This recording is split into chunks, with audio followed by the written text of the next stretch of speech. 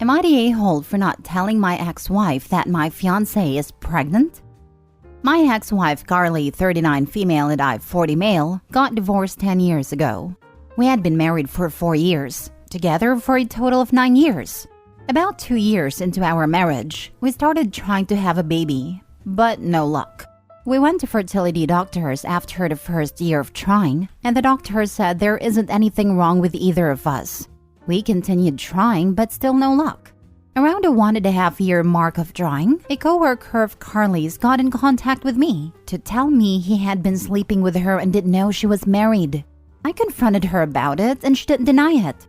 She said the pressure of trying to conceive was making her depressed and a coworker was a welcome distraction. She said the affair was about 5 months. I thought about staying with her and giving it another chance, but I really couldn't even stand looking at her. Being near her made me sick, and I didn't want to be with someone who turns to someone else when they're having a hard time. So we got a divorce. I took a job in another city and moved, then met my now fiancé Mary 3 years ago. I proposed to her a year ago, and we found out we're expecting 5 months ago. I don't use social media much, but Mary does quite a bit. She posted photos of her bump and a sonogram on her Instagram and Facebook. Carly either heard from someone in my hometown or saw Mary's posts, but she called me. She called with a number I didn't have saved, so I didn't know it was her and picked up.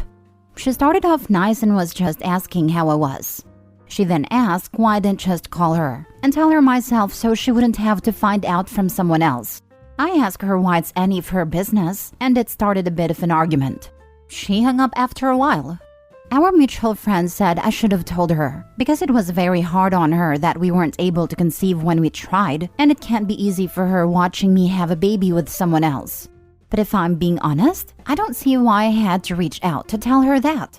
We got divorced a year ago. We don't live in the same city, so it's not like she'll have to bump into Mary and I. We're not friends. Our marriage ended very badly. Am I missing something here? Am I the a-hole? Now for the top comments. So let me get this straight.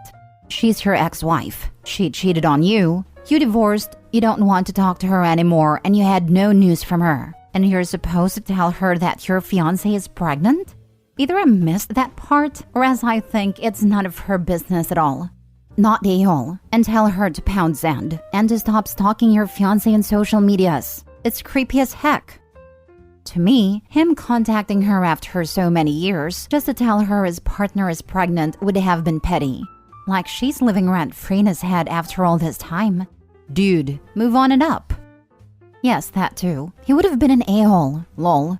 I mean, if one day I'm pregnant, and it will never happen, thank God, I won't call my ex-boyfriend to tell him, hey, guess what? This is so weird. It's time the ex-wife moves on, instead of stalking her ex-husband and his new fiancé in social medias. Lol. What she's doing isn't very healthy. My ex-husband was pissed when he found out I was pregnant. We tried for 10 years and I was never able to conceive. This was a big deal because I was in a cult, and women are supposed to have lots of babies. After we split up, he immediately went from one relationship to another, whereas I was so happy to be single/free. I wasn't going to do anything to mess that up. A few years later, he found a one and got engaged, and around the same time, I started dating this lovely atheist man. The universe has a sense of humor, and I ended up getting accidentally pregnant after we'd been dating about 5 months. We ended up having a quickie wedding because of healthcare reasons. And so, my ex-husband ended up being very mad because I won by getting married/having a child before he did. This just made me laugh because in my mind I won the day the divorce was final. Now that you mention it, I'm pretty upset you didn't tell me about the baby too. I'm just supposed to find out on a Reddit post? Well, damn, my apologies, friend. You'll be the first to know next time. Not a-hole, OP. Congrats on the baby. Focus on wife and baby, and forget the BS. Next story. Am I the a-hole for telling my son I want no contact? Me, 45 male, and my ex-wife got together in our teenage years. Got married at 21 and had our son at 22. After our son was born, we slowly started to drift away. So when our son was about 11 or 12, I decided to pull the plug on my marriage. I don't know why, but my wife was very shocked. By that time, we already had dead bedroom for about 4 years and haven't had any deep discussion for about the same time. I was just done. It took about a week for me to move out, and all this time, my ex cried all the time, begging me to stay, but I stood my ground. My son was very angry at me and wouldn't talk to me at all. I understood why. In his eyes, I was hurting his mother. When I finally moved out, he didn't want to see me at all. I tried really hard, came regularly to see him, but he always told me he hates me and ran to his room. I was devastated. The divorce was finalized in about a year, and custody was in place for 50-50. We got my son in therapy, but it just didn't help. He hated my guts to the core. That's why I never wanted to force him to go to my place. I could, but didn't want him to resent me even more. I still wanted to be there for him, went to his games, sent him birthday and Christmas gifts, but he shut me out completely. Last thing he told me is that he doesn't want me in his events anymore. I went to my ex's house a couple of times, but she always told me that he doesn't want to see me and that she wouldn't make him. At this point, I was cut off completely. I found myself in a long, dark road of depression and pain. It was like my son died, the lowest point of my life. But one day I woke up and was just done. I rebounded and have since moved on, met my wife, and we have 2 beautiful kids. Life was great again, until about a year ago when I got email from my son. He apologized for everything, that he recently got a child and started reflecting and realized how horrible he was to me. He wanted to reconnect and be in my life again. There was much more in email, but I don't want to share for privacy reasons. I didn't feel anything when I read this mail. I didn't respond. Since then, he sent about 15 emails detailing what is happening in his life and his kid. I never responded, but I figured I at least owe him some kind of closure. I didn't send it yet, but it goes, "Dear son, I would appreciate it if you stopped sending me emails. I went through hell and back to be at this point in my life. I have a family again, and I'm very happy right now. I understand you have regrets and some guilt about the past, but I hold no resentment towards you and I forgive you. But bringing you back into my life would introduce complications I am not willing to face for my own good and that of my family. I simply cannot give you what you seek. I want no further contact. I hope you understand and wish you all the best in life. Goodbye, OP." I didn't send it yet and finally told my wife what is happening. She read all the emails in my draft and was horrified. She begged me to not send it and open my heart for him. We argued, and a demand for a therapist came up. She even told my parents, and my mom went nuclear. She started berating me like I was a little kid again. I don't know why she doesn't understand. She was with me all this time and saw what I went through. In the end, she told me if I did this to him, she will do the same to me. I was speechless. I don't even know what I seek here. I went through similar stories here, and a lot of the comments were not nice to people in my position. I don't know. Maybe I am a prick and need to hear it. Life is very short, and he was a hurt child. Please learn to forgive. Learn to give perfectly reasonable second chances. Yeah, OP. It's not like your son betrayed you or anything. He was hurt and acted the way most young teens only know how, in anger. I'm not one of those be the bigger person dude, and I despise that phrase. But this is not one of those scenarios. Believe or not, you're both hurt people, and right now the ball is in your court to actually mend this broken relationship for good. Yes, and actually forgive. Not write it in an email and then act in a way that shows nothing but lingering resentment. That email is screaming that although your son may have grown and changed perspective, that you wish to resent him for the rest of your life, instead of possibly growing past it yourself. Therapy seems like a very reasonable demand for you. I hope you do, and find your way to healing. You're holding your child accountable for how he reacted, in his childhood, to a very adult situation. Please reframe your thinking, OP. You're hurting yourself just as much as everyone else in this situation. Next story. Am I the a-hole for pretending I don't have money so my family won't bother me? My wife, 52 female, and I, 51 male, recently partly retired with $4 million in savings, $1 million of which is our home. I'm systems engineer and my wife was an RN. I still work part-time/contract, but less than 20 hours a week. And my wife is fully retired. We are very frugal people and try to save where we can. I've also made it clear to my wife to never tell my family we have money and to pretend that we are dead broke. Her family knows we do well, but they never ask for money. My family won't stop asking for money. My mom, dad, and brother are terrible with money. My dad and brother both work oil and gas, which results in a few fat years of tons of money coming in, followed up with layoffs. Not saying the layoffs are their fault, but they have never saved anything, so they run up credit cards to pay for everything. My parents have borrowed against their house so many times they effectively haven't paid anything towards the principal, and they have had that house for 35 years. They should be retired but can't, but my dad recently had to go back to work as a school bus driver because they have so much debt and no money. My brother inherited their spending issues and has his own alcohol struggles and is currently going through a second divorce. I didn't tell my son not to tell his grandparents that we recently retired. And they found out from him recently and they have been calling me livid because we pretended we were broke for years. But clearly if we can retire, we have savings. I didn't tell them because I know the results are they would just ask us for money constantly. They have on several occasions. When we went on vacation and they found out via Facebook, we have since learned not to post, and came knocking for money. We lied and told them we won some money but had spent it all on the vacation. Am I obligated to help them? I don't feel so, because both my parents and brother made lots over their career. But my dad is in his 70s and still working.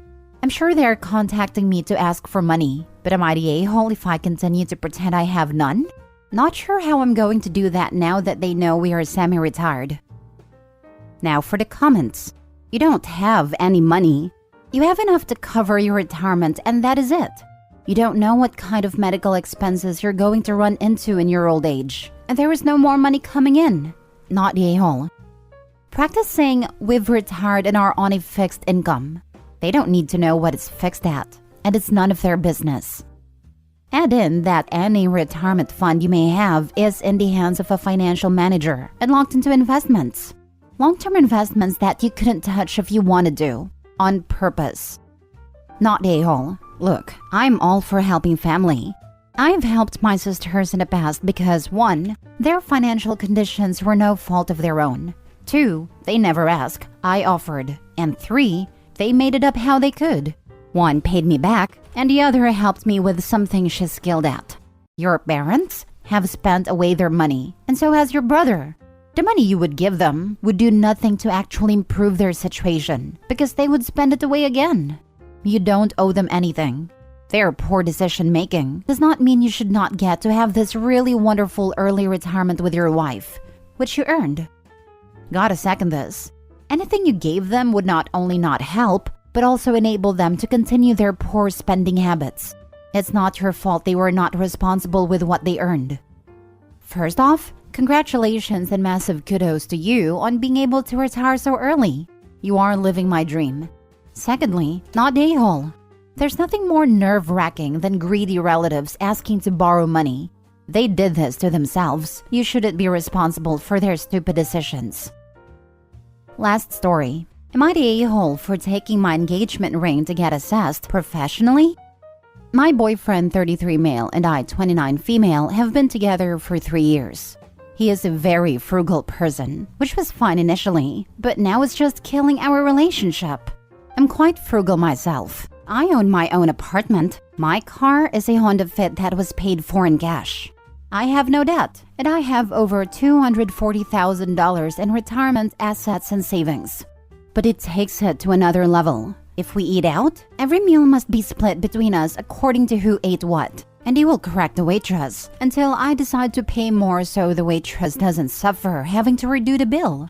He paid for the first few dates, but then never ever took me out again. Not even on my birthday. Never any presents, other than a card and maybe a slice of cake. I bought him a nice watch for his birthday, but then never got him anything at all because I was really disappointed by his gift to me. He is not poor. He makes $70,000 a year in a medium cost of living area.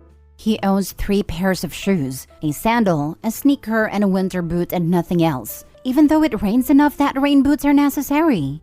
It used to be very nice he was non-capitalistic, but now it's just annoying.